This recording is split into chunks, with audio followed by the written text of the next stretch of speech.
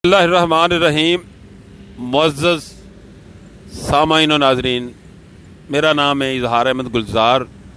तो इस वेले साढ़े नाल साढ़े बहुत ही प्यारे भतीजे तो सोशल मीडिया का बहुत बड़ा नाम वकार अजीम तशरीफ रखते हैं और असी सरे राह इस वेले एक नहर के किनारे बैठे हैं तो एक ऐसी शख्सियत का कलाम असी पढ़ने जा रहे हैं जिन्होंने लोग हज़रत बाबा जी नूर मुहम्मद नूर कपूरथलवी के नाम के नाल जानते हैं।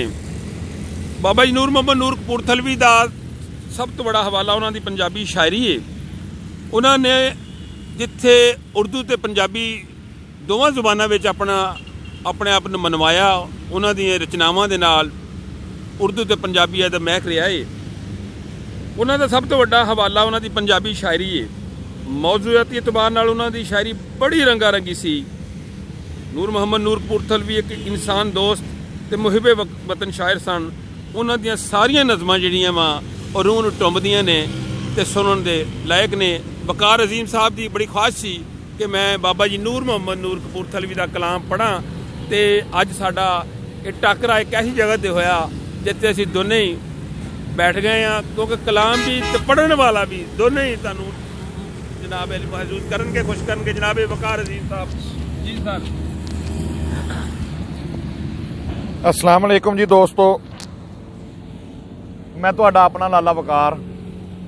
तो दोस्तों अज ना मेरे बहुत मोहतरम मेरे चाचू भी, मेरे उस्ताद भी ते मेरे एक दोस्त नमाम है माशाअल्लाह जी। इन्हां नाल गल्लां दिल दीयां साझियां हो जांदियां, मेरे नाल मौजूद है। मैं बड़ा खुश हाँ अज।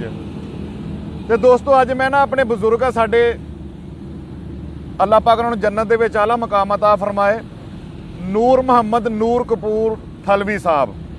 तो उन्होंने एक नज़म लिखी जी मैं तुहाडे सामने पेश करांगा। इत्थे नज़म का नवान आएगा कि इत्थे। तो दोस्तों ये दुनिया का एक नक्शा ही उन्होंने खिंचा जो माशरे च हो रहा वा। तो सुनो, बड़े गौर की गज़ल नज़म हैगी है माशाअल्लाह जी। कहते कि ये दुनिया हो गई बावरी, एदी उल्टी है तस्वीर। ये दुनिया हो गई बावरी, एदी उल्टी है तस्वीर। जदों बदला मिलदा अमल दा उदों कह देंदे तकदीर। इत्थे ओले बह के मार दे विच हिक दे सज्जन तीर। इत्थे पुत मावां दियां चादरां फड़ करदे लीरो लीर। इत्थे बंदे भुखे मर गए, इत्थे कुत्तियां खाधी खीर। इत्थे भाई सके भाई दा फड़ सीना देंदा चीर। इत्थे गूंगे करन कवालियां, इत्थे गूंगे करन कवालियां। इत्थे बोले सुनदे हीर। इत्थे अन्ने मारन सैनतां, इत्थे अन्ने मारन सैनतां। इत्थे गंजे कड्ढन चीर। इत्थे चोर उचक्के धाड़वी अज होए फिरन अमीर। जदों रंग जमाना बदलदा, जदों रंग जमाना बदलदा हुंदे नाडू शाह फकीर। इत्थे अनंत नूं ओहो उगड़े, इत्थे अनंत नूं ओहो ही उगड़े जिहड़ी मत्थे वगी लकीर।